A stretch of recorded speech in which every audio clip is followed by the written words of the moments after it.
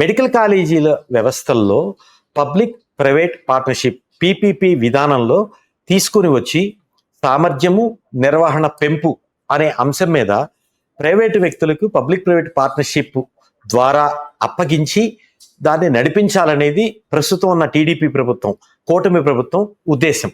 దీని మీద కొన్ని చర్చలు అయితే జరుగుతున్నాయి. మీరేం చెప్తారు? ఈ దేశంలో సామాన్యుడికి అవసరమైన విద్య, సామాన్యుడికి అవసరమైన వైద్యం, సామాన్యుడికి అవసరమైన ఏదీ లేకుండా సామాన్యుడిని మత్తులో ఉంచి డబ్బులు ఇవన్నిటితో గెలుద్దామన్న రాజకీయమే రాష్ట్రంలో జరుగుతా ఉంది. గతంలో జగన్మోహన్ రెడ్డి అయినా ఇప్పుడు ఈయనైనా వీళ్ళిద్దరు కూడా బీజేపీ కన్సర్న్లోనే నడుస్తా ఉన్నారు. ఇక్కడ నేను అడుగుతా ఉంది, ఒక రిప్రజెంటేటివ్గా నేను చెప్తా ఉంది ఏంటంటే, పబ్లిక్ తాలూకా ప్రైవేట్ వ్యక్తులకి ఇచ్చే విధానం ఉన్నప్పుడు ఇంకా పేదలకు ఏం జరుగుతుంది? నేను అంటే మళ్ళీ క్వశ్చన్ అడుగుతున్నా చంద్రబాబు నాయుడు గారిని. కరోనా సమయంలో 14,000 మంది చనిపోయారు. 14,000 మందిని చనిపోయారన్నా కూడా చంపేశారంటారు. నేను ఎందుకంటే నేను కరోనా టైంలో ఫీల్డ్లో ఉన్నాను 60 రోజులు. ఫస్ట్ కరోనా ఫేజ్లో కూడా ఒక 300 కుటుంబాలకు నేను ఆహారం ఇవన్నీ కూడా సప్లై చేస్తే ఫీల్డ్లో ఉన్నాను. అంటే భయం ఉన్నా కూడా ఉన్నాను ఆ ఫీల్డ్. లిటరల్గా చూశాను కార్పొరేట్ తాలూకా హాస్పిటల్ మాఫియా ఒక కరోనా ట్రీట్మెంట్కి 10 లక్షలు 15 లక్షలు తీసుకున్నారు. ఆరోగ్యశ్రీ పనిచేయలేదు, ఆరోగ్యశ్రీ ఒత్తేసాడు. ఆరోగ్యశ్రీ కానీ ఎక్స్ట్రా ఇస్తేనే హాస్పిటల్లో చేర్చుకుంటామన్నాడు. మరో కరోనా వస్తుంది. ఎందుకంటే ఈ ఎకానమీ అట్లా చెప్పాలంటే మన వాతావరణంలో మార్పులు ఏదైతే వస్తాయో జెన్యున్ మార్పులు మనం హింట్ ఇచ్చింది కరోనా అనేది ఒక హింట్ అంతే. రేపు మళ్ళీ ఇంకో కరోనా లాంటిది వచ్చినప్పుడు మీరన్నీ ప్రైవేట్ వ్యక్తులకి ఇస్తే, మీరన్నీ ఇస్తే పేద ప్రజలు చచ్చిపోవాలా ఈ రాష్ట్రంలో? పేద ప్రజలు బతకలేదా? నేను అంటుంది, మీరు చెప్తుంది 1000 crores అవసరం అవుతున్నాయి నిర్వహణ కంటే. నేను అంటుంది 3 లక్షల కోట్ల బడ్జెట్ పెట్టి 3 లక్షల కోట్ల బడ్జెట్లో 1000 కోట్లు ప్రజా వైద్యానికి ఇవ్వలేని మీరు ఎందుకు రాజకీయాలు, మీరు ఎందుకు ప్రజలు నడపడాలు, మీరు ఇవన్నీ కూడా ఆలోచించుకొని మీలాంటి వాళ్ళు అసలు అసమర్థులోని మాట్లాడాలన్నా కూడా మాకు బాధ అనిపిస్తుందనే చెప్పదలుచుకుంది. ఎందుకంటే మీరు చెప్పింది గణాంకాల ప్రకారం కరెక్టే. 1000 కోట్ల బడ్జెట్ లేదు.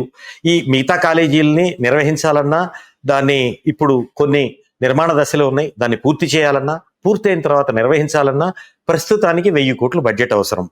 మీరనేది ఏంటంటే 1000 కోట్లు కూడా బడ్జెట్ పెట్టలేనప్పుడు మనం 1000 కోట్లు 1,00,000 కోట్లు బడ్జెట్ పెట్టి దానికి అలకేషన్ చెయ్యలేనప్పుడు పీపీపీకి వెళ్ళటం అంటే హాస్యాస్పదం చెప్తున్నారు. కానీ ఇక్కడ బడ్జెట్ లేక కాయలా పడి ఉండే కన్నా పబ్లిక్ ప్రైవేట్ పార్ట్నర్షిప్ ద్వారా వెళ్ళి ప్రజలకు అందుబాటులో చేరువలో ఉండటం మంచిది కాదంటారా? సార్, ఇక్కడ ఈ కాలేజెస్, గవర్నమెంట్ కాలేజెస్ ఒక్కసారి పీపీ మోడల్కి వెళ్తే అది ప్రైవేట్ పరం అయిపోతాయి. ఇంకా మళ్ళీ గవర్నమెంట్ ఇక్కడ కాంట్రడిక్షన్ ఉంది. ప్రభుత్వం చెప్పేదేమో పబ్లిక్ ప్రైవేట్ పార్ట్నర్షిప్ అని చెప్తున్నారు, కానీ ప్రైవేట్ ఫరం వేరు, ప్రైవేటీకరణ వేరు. ఇక్కడ ఖచ్చితంగా ఈక్విటీ మాత్రమే ఉంటుంది పీపీపీలో. సార్, నేను ఇదే మీకు చెప్పాలి. ఫస్ట్ ఫేజ్ అంటున్నా, ఫస్ట్ ఫేజ్ ఇది. ప్రైవేటీకరణలో ఒకేసారి అవ్వదు. ఇప్పుడు వైజాగ్ స్టీల్ ఉంది, కొన్ని డిపార్ట్మెంట్ ప్రైవేట్ వాళ్ళకి అవుట్ సోర్స్ ఇచ్చారు. సో ఓవర్ ర్యాపిడ్ ఏం చేస్తుంది, మొత్తం వెళ్ళిపోతుంది. ఇది ఒక ఎంట్రన్స్ అంతే. అంటే వాళ్ళు చెప్పేది తెలివితేటలన్నీ కూడా ఒకసారి ఓపెన్ చెప్తున్నాను. భవిష్యత్తులో ఇవన్నీ హాస్పిటల్స్ అన్ని మొత్తం అదాని కంట్రోల్కి వెళ్ళబోతున్నాయి అంటే నాకున్న సమాచారం. ఎగ్జాంపుల్ ఎలా అంటే చిన్న చిన్న హాస్పిటల్ అన్నిటిని కూడా కార్పొరేట్ కార్టల్స్ తీసుకునే పరిస్థితి వస్తుంది. అంటే ఒక మాఫియా వీళ్ళందరి కంట్రోల్లో ఈ హాస్పిటల్స్ వచ్చినప్పుడు ఏమవుతుందంటే భవిష్యత్తులో చాలా జరగబోయే పరిణామాలు ఉన్నాయి. కింద చంద్రబాబు నాయుడు గారు అంటాం 120 years కి మనిషి ఆయుర్దాయం పెంచుతాం అంటున్నాడు. ఇంకా చెప్పాలంటే ఒక రీసెర్చ్ లో 250 సంవత్సరాలకు మనిషి బతకడానికి వెళ్తాడు. 250 years మనిషి బతకడానికి అవకాశం ఉందని రీసెర్చ్ చెప్తే ఎట్లా మనిషి బతుకుతాడంటే మానవ అవయవాలు రీప్లేస్ చేస్తే మనిషి బతుకుతాడు. మీకు ఎగ్జాంపుల్, 80 ఏళ్ళు వస్తే నా కళ్ళు పనిచేయవు, చెయ్యి పనిచేయవు, ఏం పనిచేయవు. ఇవి అన్నిటిని రీప్లేస్ చేయగలిగితే నేను ఇంకొక 50 ఏళ్ళు బతుకుతాను. మీరు చూడండి, రీసెర్చ్ తెలుస్తుంది. అంటే ఇవన్నీ ప్రైవేట్ పరంగా కానీ ప్రైవేట్ ఆధీనంలో ఉన్నప్పుడు 2 పాయింట్లు. పబ్లిక్ అంతా వీళ్ళ మీద ఆధారపడుతుంది, ఎందుకంటే పొలిటికల్ సిస్టమ్ మీద ఆధారపడుతుంది. ఇప్పటికే సర్వం పొలిటికల్ సిస్టమ్ మీద ఆధారపడిన విధానం. రెండోది వచ్చేకి భవిష్యత్తులో మీకు చెప్పాలంటే ఉన్నత వర్గాలకు అవసరమైన చెప్పాలంటే అవయవాలు కూడా ఈ పేద ప్రజల నుంచి పేద వర్గాల నుంచి అయితే ఈ సిండికేట్ కింద పనిచేసే హాస్పిటల్ ద్వారా పాసిబుల్ అవుతారు. అలా కాకుండా అన్ఆర్గనైజ్డ్ గా ఉన్న గవర్నమెంట్ హాస్పిటల్స్ లేదా చిన్న చిన్న హాస్పిటల్స్ ఉన్నప్పుడు అదంతా అవ్వదు, ఏదో రూపాన బయటకు వెళ్ళే పరిస్థితి వస్తుంది.